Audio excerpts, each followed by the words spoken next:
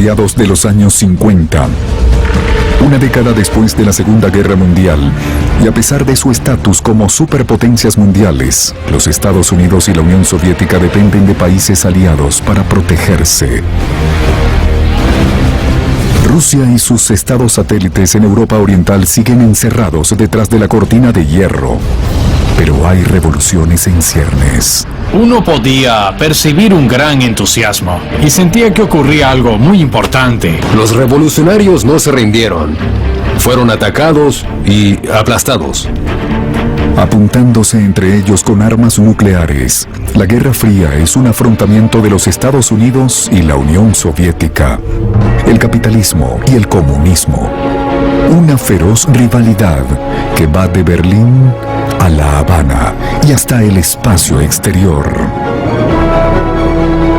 La era de la destrucción mutua asegurada es el mundo demencial.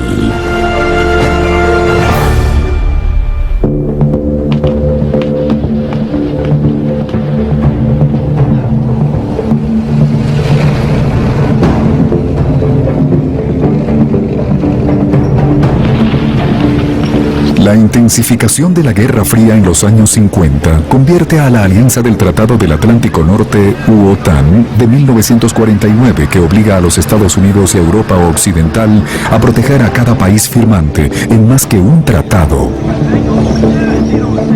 Creo que, primero, la preservación de nuestra libertad requiere de nuestra participación en la defensa de Europa Occidental. Las fuerzas aéreas británicas encabezaron el ataque de la Operación Brown Jog, el mayor ejercicio ejecutado hasta ahora en Dinamarca por fuerzas conjuntas de la OTAN. Las unidades militares estadounidenses se trasladan a la primera línea de combate, la frontera entre la Europa Oriental y la Occidental. Aprenden a trabajar en equipo con los europeos en maniobras rutinarias de la OTAN. En las playas del sur de Cerdeña, fuerzas británicas, italianas y americanas participan en un ejercicio de ataque combinado. Esta fase en particular involucró a los marines británicos y americanos en un esfuerzo tremendo. ¡Qué manera de desembarcar! Es el turno del almirante.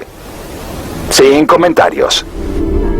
Era increíble trabajar con la OTAN porque en sus cuarteles generales se celebraban los días feriados de cada miembro. Y parecía que siempre estábamos de vacaciones. Bromeo, por supuesto. Estados Unidos suministra bombas a las bases de la OTAN en Europa Occidental. El riesgo de un ataque nuclear es real. Sí, me asignaron a la base británica de Wildenrath, una estación bien equipada, creada luego de la Segunda Guerra Mundial para la OTAN. Había una sala secreta con todos los mapas disponibles y los objetivos que atacaríamos. Piloté un avión llamado el Canberra BI-8. Preparamos la aeronave para instalarle armas nucleares. Que no teníamos, cada tripulación tenía un objetivo. El plan era volar lo más alto posible durante la primera parte y alcanzar los radares soviéticos a unos 450 nudos. En un punto definido, haríamos un medio rizo en 3G. A 45 grados se liberaría la bomba automáticamente. El avión continuaría el rizo unos 30 grados de cabeza hacia el horizonte y luego se enderezaría para caer en picada tan rápido como pudiera, evitando la bola de fuego y regresando a salvo.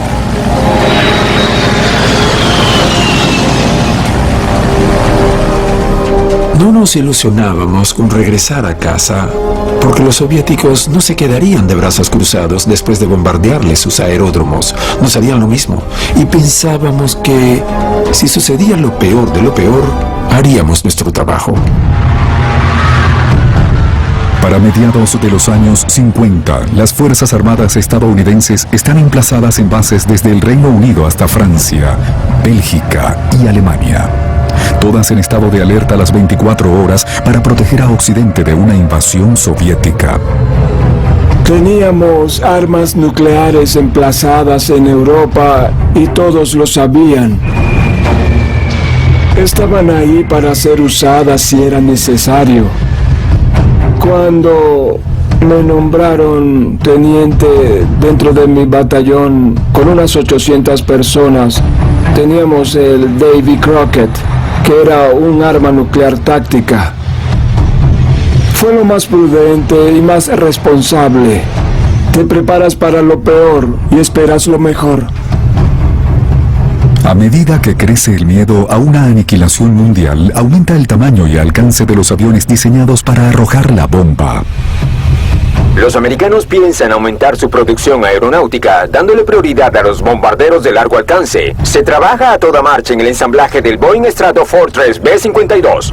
El B-52 es enorme. Impulsado por 8 motores a reacción, puede llevar 31,5 toneladas de armamento. Despegando de California, 3 bombarderos B-52 comienzan su viaje sin escalas alrededor del mundo. Estos aviones son reabastecidos mientras vuelan. Tienen un alcance de 9.660 kilómetros sin tener que recargar. Con 24 reactores rugiendo al unísono, los 3 aviones alcanzan una velocidad promedio de 800 kilómetros por hora, 39.147 kilómetros sin parar en un tiempo de 45 horas y 19 minutos. Una marca mundial. Eisenhower aumenta el presupuesto de defensa a unos 24,2 millardos de dólares. El B-52 haría que cualquier agresor lo piense 2 veces antes de causar problemas. La Unión Soviética tiene sus propios métodos de intimidación. En los países europeos ocupados después de la Segunda Guerra Mundial, ha impuesto brutales dictaduras. Pero ahora, una pequeña nación en Europa del Este decide que ya es suficiente de los rusos. Octubre 1956. El conflicto entre Europa Occidental y Oriental lleva una década. 8 países de Europa Oriental están bajo dominio soviético. Uno de ellos está cansado de esto y su voluntad de libertad se pondrá a prueba contra el poder de la dictadura. Nunca imaginé ni sospeché que sucedería esto. Hungría decide hacerse respetar.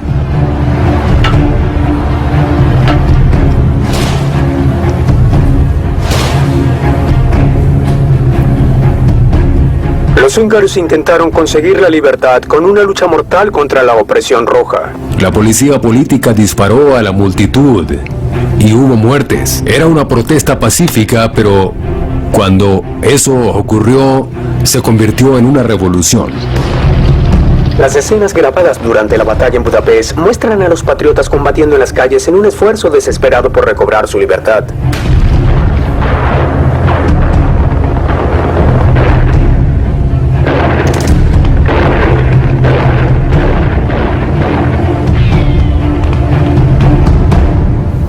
Los tanques abandonados en medio de las calles destruidas dan fe de los feroces combates.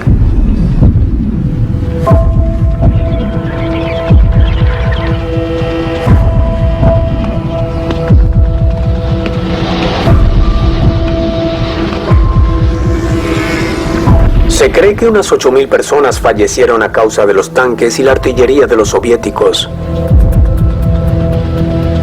Los húngaros, forzados hasta el límite, se vengaron de sus opresores.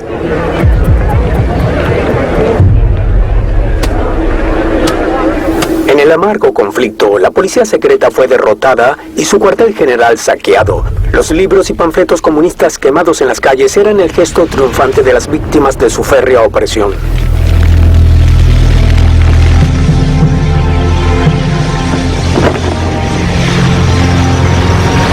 Después del conflicto de 6 días que asombró al mundo y sacudió al Kremlin hasta sus cimientos, Hungría era libre.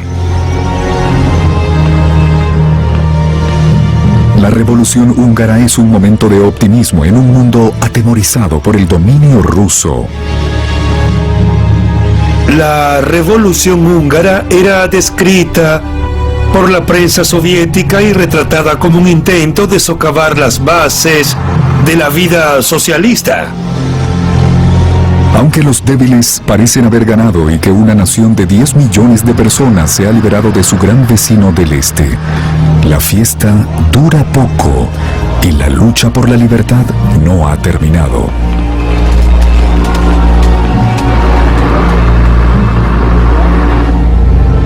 Luego llegó la noticia de que las fuerzas rusas se concentraban y se cortó toda comunicación con Occidente. ¿Qué sucedió cuando enviaron a los tanques rusos? Rodearon la ciudad y dieron un ultimátum a los revolucionarios para que se rindieran. Todos ellos, cientos, tal vez miles de tanques, rodearon la ciudad y estaban fuera de nuestro edificio residencial. Pero los revolucionarios se negaron a rendirse, así que fueron aplastados. Se escucharon rumores del reingreso de las tropas rusas y de nuevos combates. La hermosa Budapest, herida por el conflicto previo, enfrenta de nuevo una arremetida rusa, incluso antes de que retiren los escombros de su lucha por la libertad. Vamos a Viena, donde una transmisión desde Budapest fue grabada durante el caos en Hungría. Una voz que daba la noticia seguida del sonido de la lucha.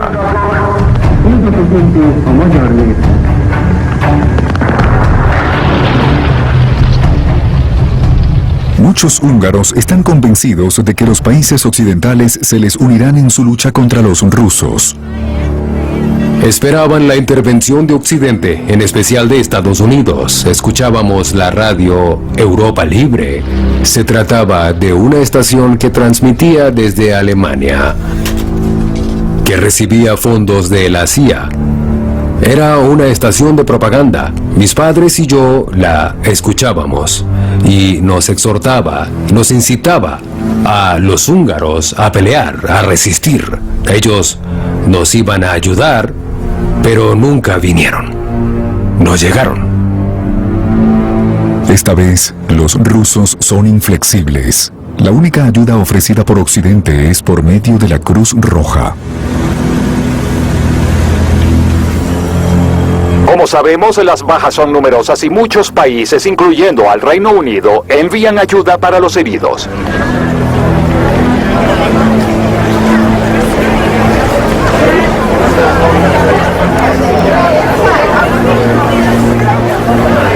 Las protestas estallan por todo el mundo, desde las calles de Nueva York hasta las Naciones Unidas. No se ofrece ayuda militar a pesar de los discursos enfáticos en la OTAN. En retrospectiva, comprendo la razón. La realidad es que Estados Unidos no quería arriesgarse a una guerra nuclear con la Unión Soviética. Los recientes eventos en Hungría demuestran de manera concluyente que la Unión Soviética no dudará en usar la fuerza para reprimir la libertad humana. Mi padre participó en los eventos. Pudo haber sufrido represalias si nos hubiésemos quedado. Ese debió ser el momento en el que mis padres decidieron huir.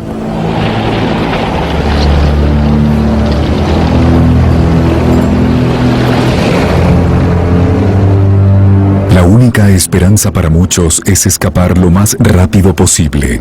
En medio del pánico, muchas casas quedaron abandonadas y muchas familias se separaron.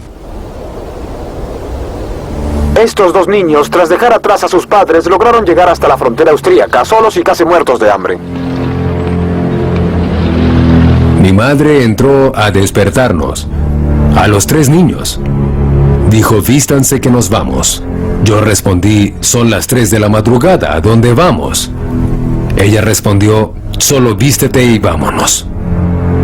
Así que lo hicimos y dejamos todo ahí. Abordamos un tren en dirección a la frontera con Austria. La huida a Austria y a la libertad se convierte en un flujo constante. Los refugiados deben evadir las tropas rusas que patrullan el canal. Los húngaros se esconden entre los juncos altos de los pantanos hasta que el paso parece estar despejado, y luego cruzan agotados en pequeños grupos dando tropiezos. A veces guardias fronterizos austríacos están alertas para mostrar a los húngaros los mejores lugares para cruzar. A los húngaros que capturaban ayudando a los refugiados a llegar a un lugar seguro, los fusilaban. Esa noche Julius nos llevó por la frontera de su mano. Íbamos mi hermano menor y yo. Y detrás iban mi hermano mayor y mis padres. Pasamos por unos maizales. Caminamos en silencio. Nadie hablaba. Estaba en silencio. único que se escuchaba, o mi recuerdo era que solo se escuchaban los zapatos en la nieve. Al acercarse los rusos, los intentos de escapar eran más apremiantes. Incluso después de que los rusos destrozaron el puente, los refugiados continúan cruzando trepándose por las ruinas. Forman una cadena humana para llevar a salvo a los bebés. Una vez más, los húngaros son prisioneros en su propio país.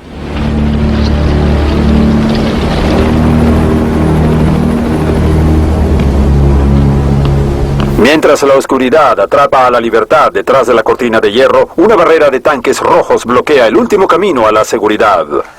A mediados de los 50, la ideología comunista sigue fortaleciendo su control en Europa. Para muchos, el comunismo se ha convertido en un hecho de la vida. Pero pocos se esperaban que ganara adeptos en el Caribe y muchos fueron tomados por sorpresa. En la nueva ciudad de La Habana se evidencia un talento ingenioso para la arquitectura. La capital de Cuba está en auge, con lujosos bares, casinos y clubes de playa. Le han dado a los trópicos un nuevo tempo, un ritmo latino que hace hervir la sangre, te hace bailar y te retumba el corazón.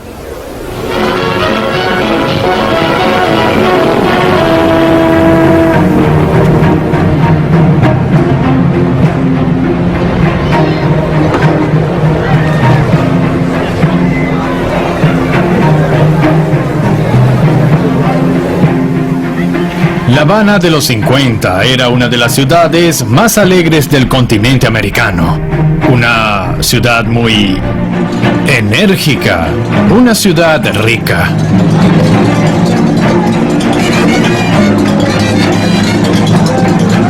Atraía turistas no solo de los Estados Unidos, sino de todo el mundo. En la década de los 50, La Habana obtiene más ingresos que Las Vegas. Estrellas de cine, modelos y millonarios vienen a jugar, pero hay un oscuro secreto. El régimen de Batista era corrupto.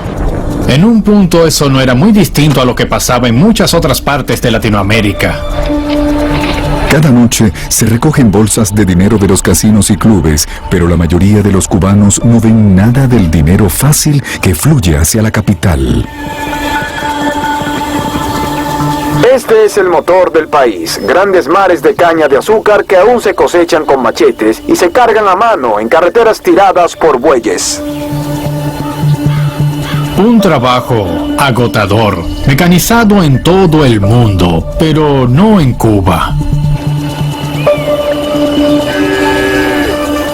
Muchos campesinos cubanos, cortadores de caña, trabajaban bajo pésimas condiciones. La zafra de la caña dura pocos meses. Y solo trabajaban durante ese tiempo. Después de eso no. Es evidente que trabajaban muy duro. Las refinerías juegan un papel casi humano en la vida de los cubanos y suelen ser apodadas con nombres de seres queridos. Suena gracioso, pero deben saber que a esta instalación industrial la llaman Dolores. En la década de los 50, la mayor parte del azúcar se vendía a los Estados Unidos. Hubo un acuerdo especial entre los dos países que significaba que el vecino del norte pagaba un precio fijo. El azúcar es el oro blanco de Cuba. Pero buena parte de las ganancias van a las multinacionales estadounidenses o a los bolsillos del presidente Batista. Presidente por primera vez en 1940. Batista recuperó el cargo en 1952. Batista tortura y fusila para acallar a la oposición.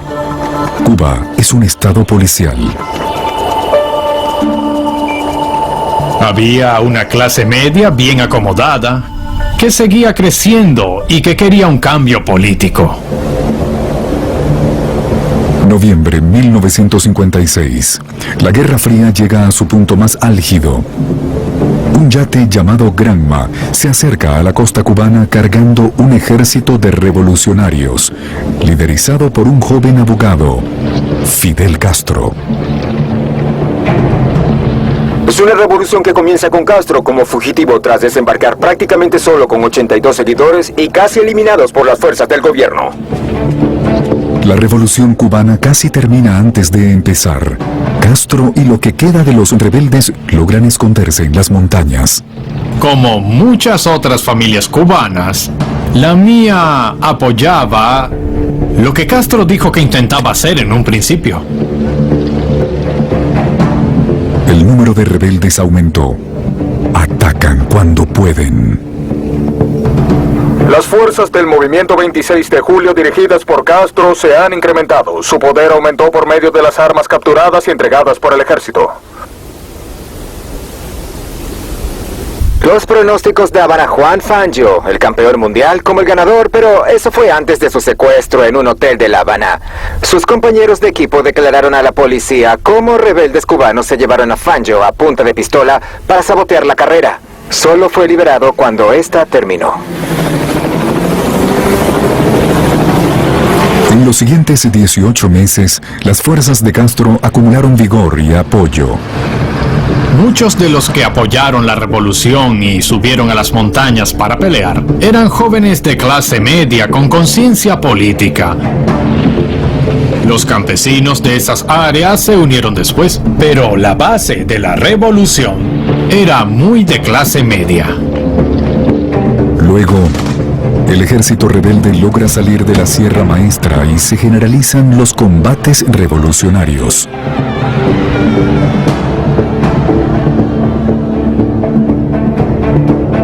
Castro lideró una ofensiva contra el gobierno con un contraataque y obtuvo una victoria crucial en la batalla por la zona central de Santa Clara.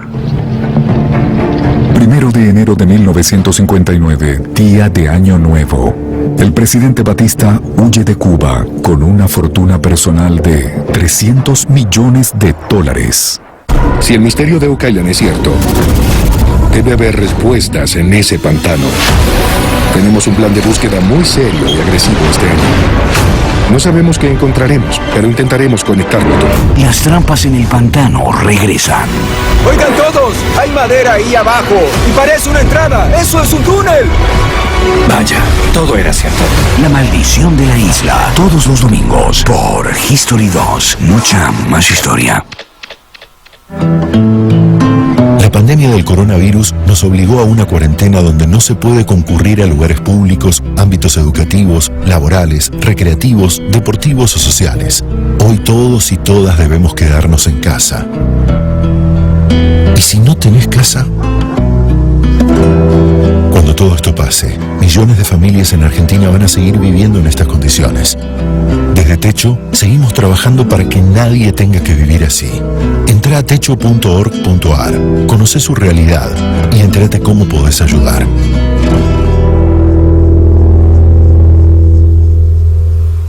Cerca de 2 años duró la guerra de guerrillas dirigida a derrocar al gobierno de Batista mediante la paralización de la economía cubana, lo que culminó en victoria a fines de 1958.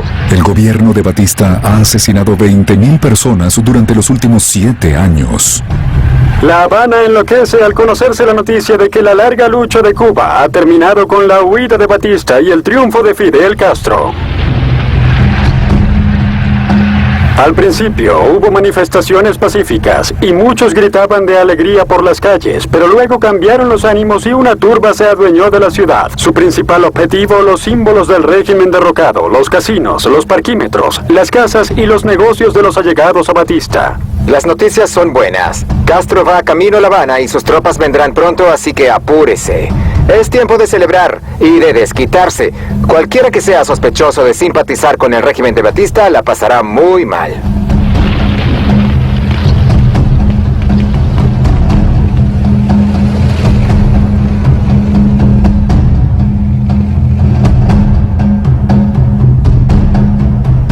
Habían recorrido la isla en una marcha triunfal, aclamados con alegría por todo el camino. En enero de 1959, cuando Castro iba en su camino hacia La Habana, había un enorme apoyo popular por lo ocurrido, y mis padres no se quedaron atrás.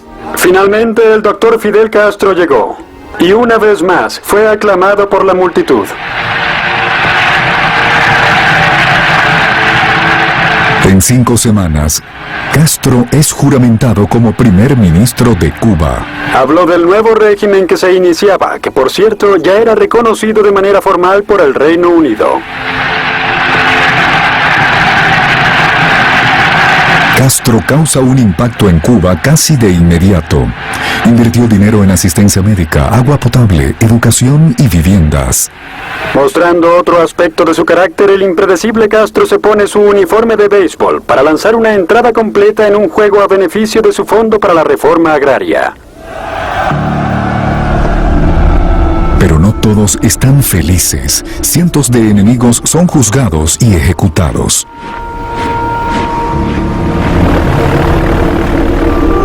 Al principio Castro intentó acercarse a los Estados Unidos y viajó al país a comienzos de 1959. Declaró que no era comunista, que era demócrata y que habría elecciones en Cuba. De hecho, dijo que las haría a los 18 meses. Los 18 meses llegaron y se fueron, y nada ocurrió.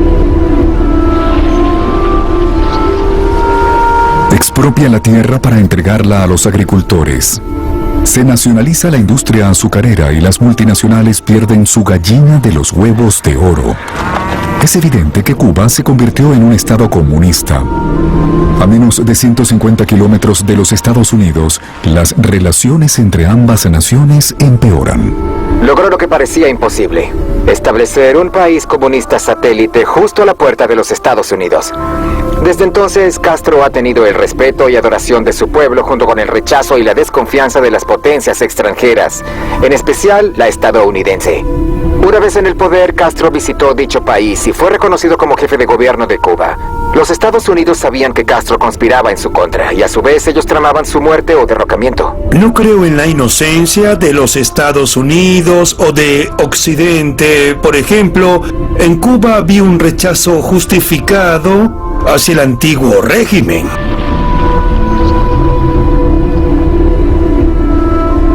El presidente Eisenhower ordena a la CIA asesinar a Castro. Le da una partida de $13 millones para cumplir con la misión.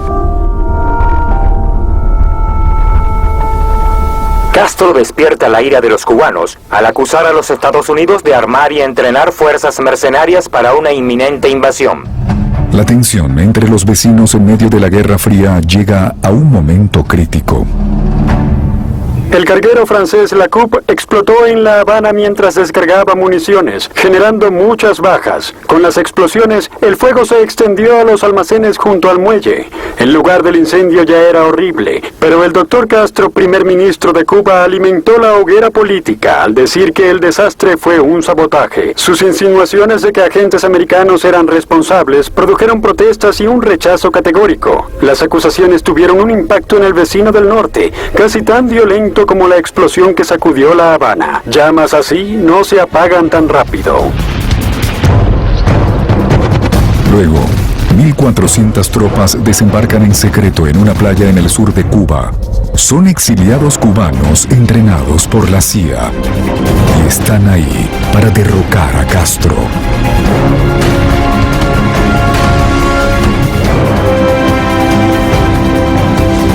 La invasión no duró mucho. Los invasores fueron derrotados en 4 días.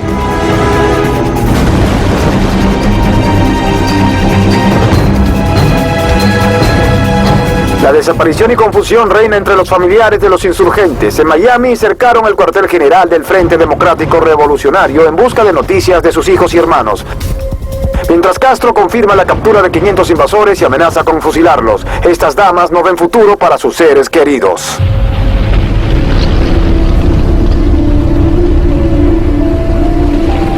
Algunos de los insurgentes son ejecutados. La mayoría son enviados a los Estados Unidos a cambio de alimentos y medicinas con un valor total de $53 millones.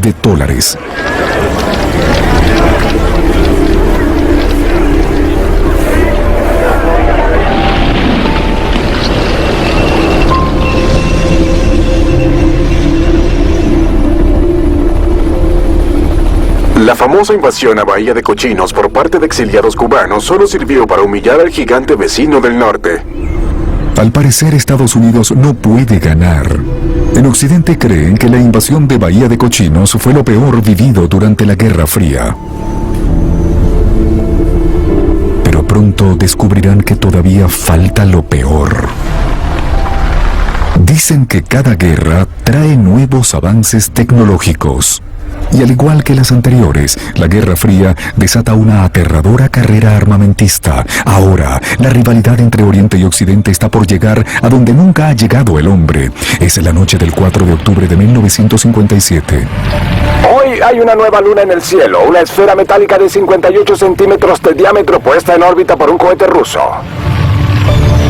Un cohete de 3 fases. Primera, un propulsor usado por los misiles intercontinentales, con un peso estimado de 45 toneladas. La segunda fase es más pequeña y tomó el control de la nave a 8.050 kilómetros por hora y la llevó hasta el punto más alto. A 805 kilómetros de altura, el satélite artificial es impulsado a una velocidad que sirve de contrapeso a la gravedad y luego se libera.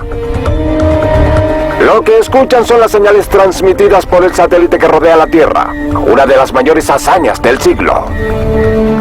Yo era un niño y estaba en Oklahoma con mi padre cuando se lanzó el Sputnik.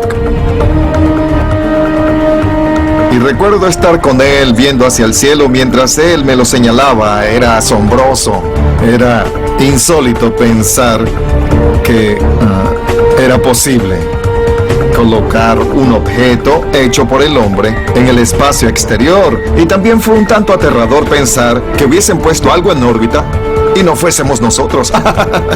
Eso llamó la atención.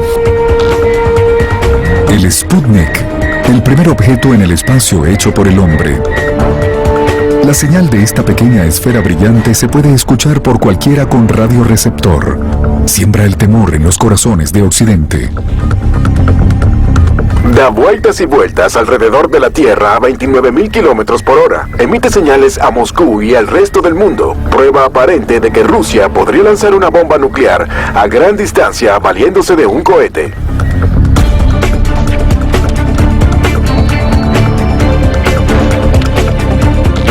Era evidente que el Occidente estaba preocupado por el Sputnik. Fue uno de esos casos en los cuales las películas para las masas no mostraban el tema con su verdadero grado de dramatismo.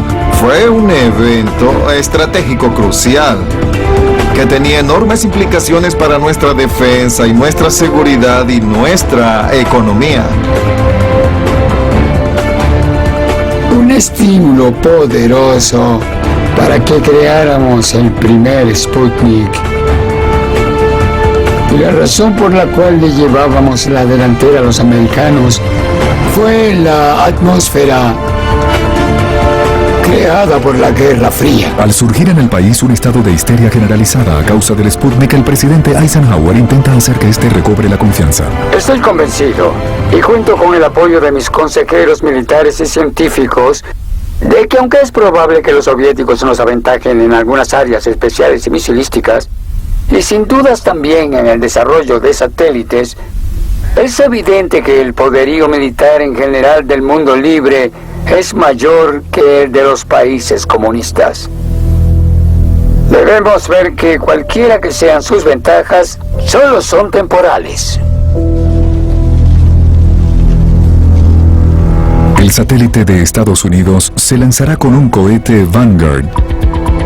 La reputación de una nación está en juego.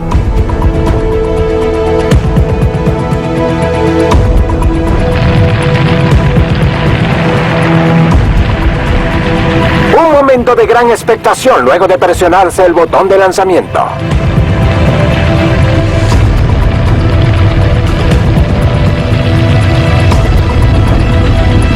¿Es un escape de combustible en la primera sección del cohete?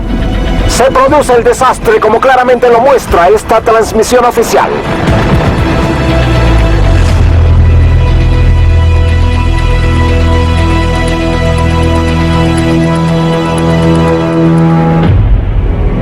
Seis semanas después, Estados Unidos está listo para reintentarlo.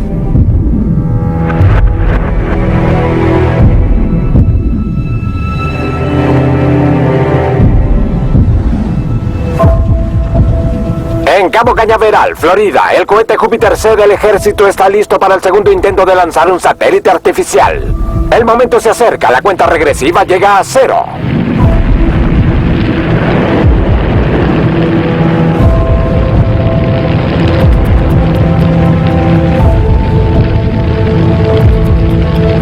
Tres minutos después, el Explorer está en órbita.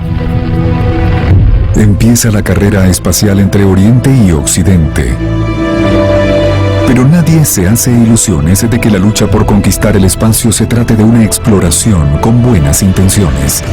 No hay dudas del esfuerzo enorme que se hizo para el desarrollo de misiles estratégicos y sistemas de armas en dichos misiles.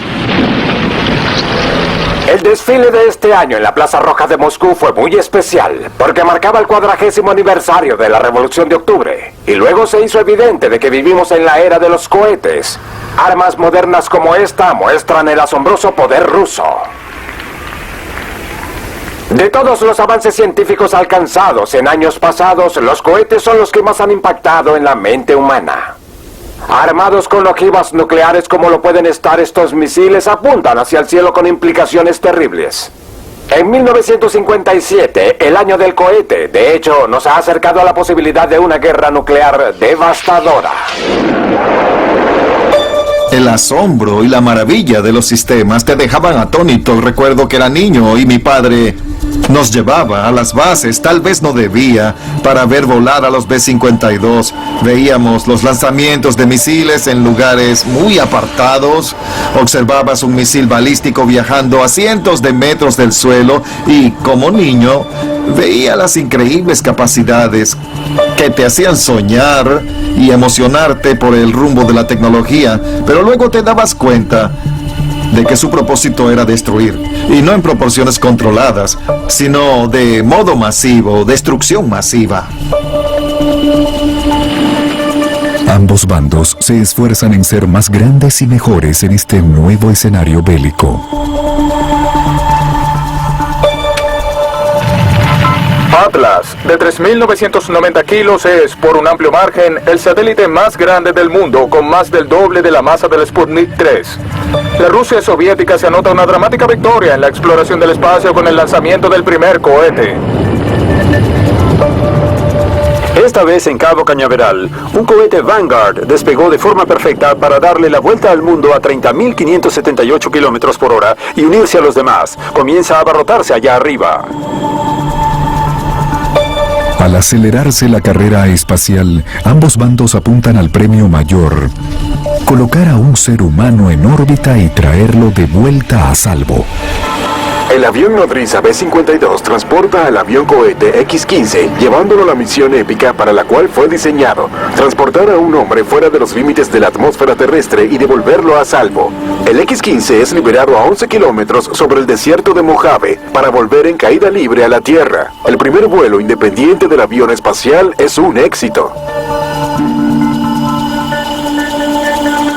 A ambos lados de la cortina de hierro se leen y se oyen noticias acerca de los avances. Vista también en Moscú la rueda de prensa de los perros astronautas. Strelka, Pequeña Flecha y Bielke, Ardilla el Blanco, parecen estar en muy buena forma. De hecho, su ánimo jovial responde por sí solo todas las preguntas acerca de cómo les fue en el viaje. Después de dar vuelta a la Tierra 17 veces a 322 kilómetros de altura, regresaron a salvo con una buena historia que contar, si pudieran. Un científico ruso afirma que estos perros dan un gran paso hacia un vuelo espacial humano.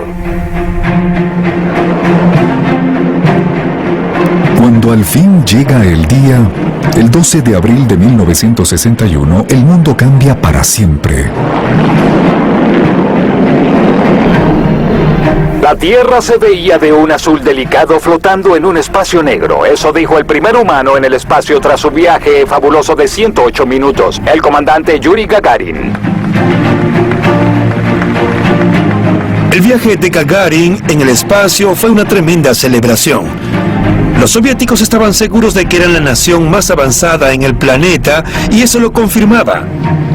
Gagarin, claro está, era un joven fotogénico, muy agradable, a decir verdad. Era un verdadero héroe nacional. Con una sonrisa capaz de iluminar la Guerra Fría, Yuri Gagarin se convierte en el niño mimado tanto del este como del oeste. Gagarin se veía tan contento de estar en el Reino Unido como el país lo estaba por saludarlo. La mayor demostración de que habían llegado a la madurez tecnológica era que fueron capaces de enviar un hombre al espacio. La Unión Soviética está por largo trecho a la cabeza en la tecnología espacial. Tomará 8 años más y un nuevo presidente antes de que los Estados Unidos puedan responder. Pero al comenzar los 60, una ciudad de Europa Central sin salida al mar y arrasada por la guerra se convertirá en el símbolo de la libertad como ninguna otra.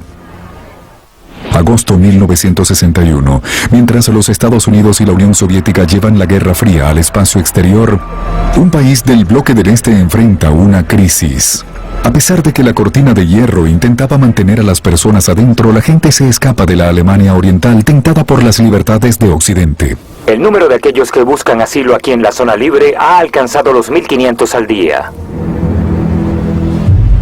3,5 millones de ciudadanos de la Alemania Oriental han huido a través de la frontera. Se trata de 20% de la población.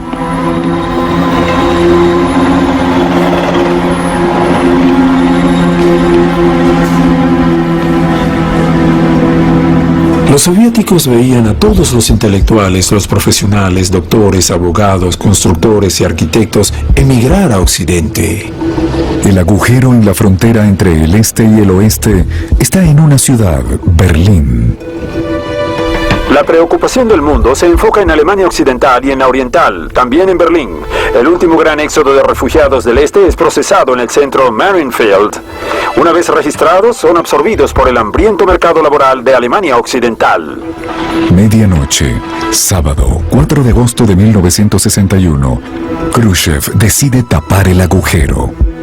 Tropas de Alemania Oriental llegan de súbito antes del alba a la frontera entre la Berlín Roja y la Ciudad Libre para cerrar los 66 puntos, donde el flujo entre los sectores ha sido relativamente libre.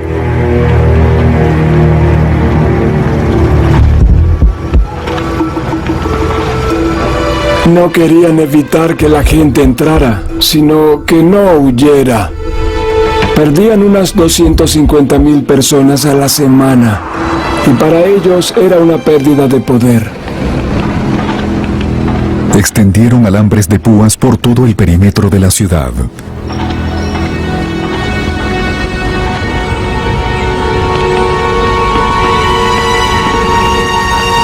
Para el domingo en la mañana, Berlín había sido dividida. La frontera entre el lado este y oeste se ha cerrado. Se derriban casas en el lado este para abrir espacio junto a la cerca.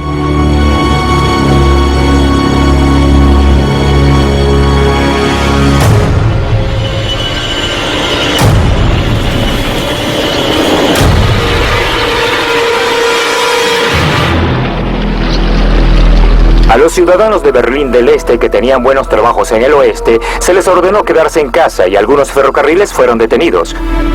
A partir de ahora, cruzar hacia el oeste libre será cosa de fugitivos. Era muy peligroso escapar de la Alemania del Este hacia el oeste, pero las personas se las ingeniaban para huir de ahí.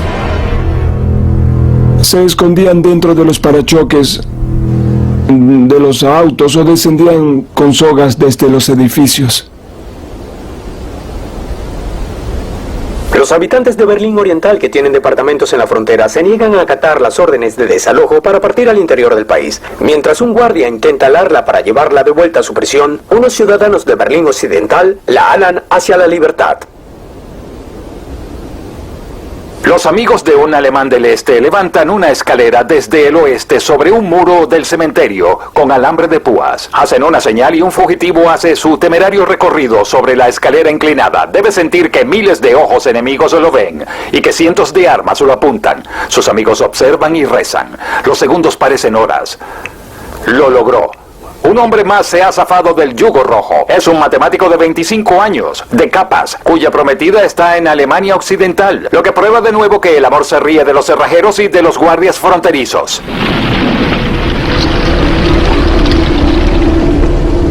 Los guardias eran alemanes del este, no soviéticos, porque la idea era ahorrar dinero y eran aún más despiadados que los soviéticos. Los guardias fronterizos de Alemania Oriental tienen órdenes de disparar a matar. Ahora la frontera está más vigilada y escapar es más difícil. Aún así, votan por la libertad y lo llaman votar con sus pies. Parece que se hizo daño, pero no, está bien. Cruzó la frontera y dejó atrás los muros de la prisión. Cuando me trasladé a Berlín era un mayor al mando de una unidad de fuerzas especiales que no existía.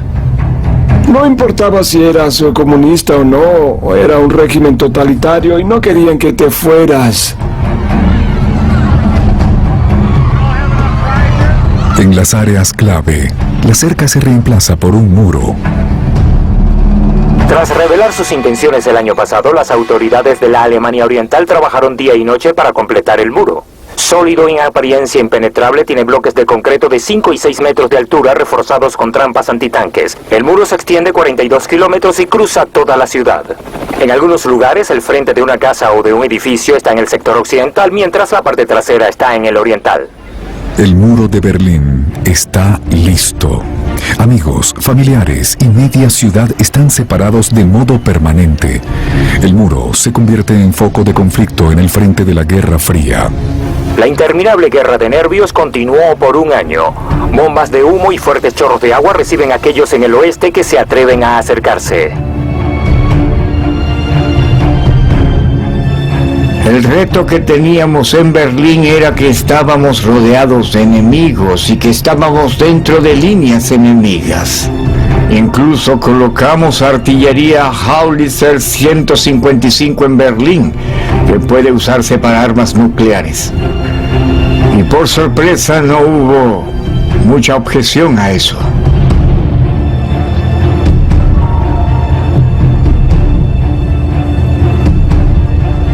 Si hay una crisis peligrosa en Berlín, que la hay, es a causa de las amenazas en contra de los intereses esenciales y de los profundos compromisos de las potencias occidentales y de la libertad de Berlín Occidental.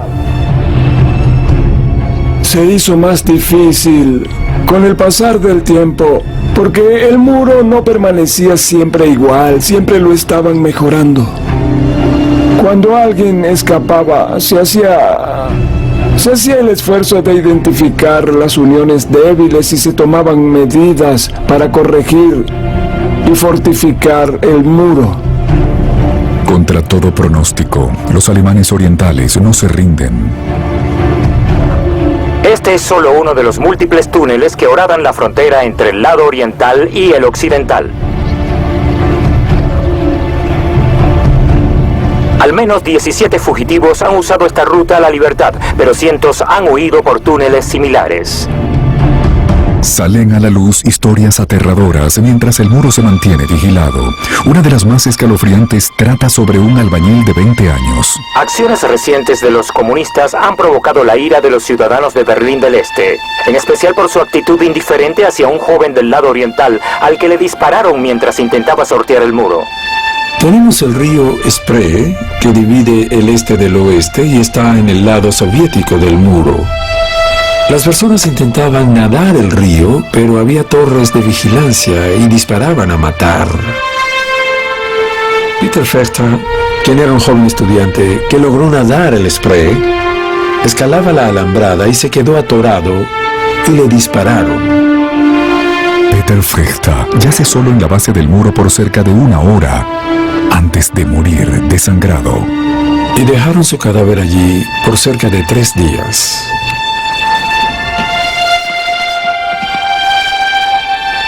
Hay un pequeño cementerio con cruces de todas las personas que fueron acribilladas al intentar ser libres.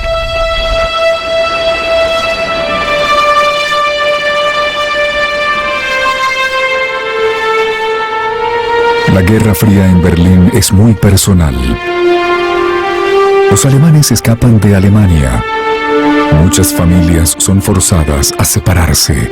Los guardias fronterizos le disparan a sus propios compatriotas. Las tensiones en Berlín podrían aumentar con facilidad.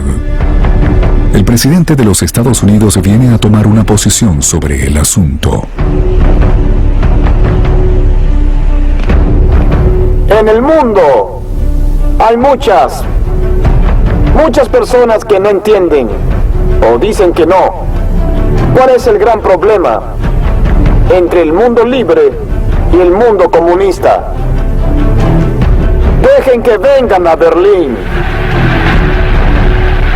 Hoy, en el mundo se dice con orgullo: Ich bin ein Berliner.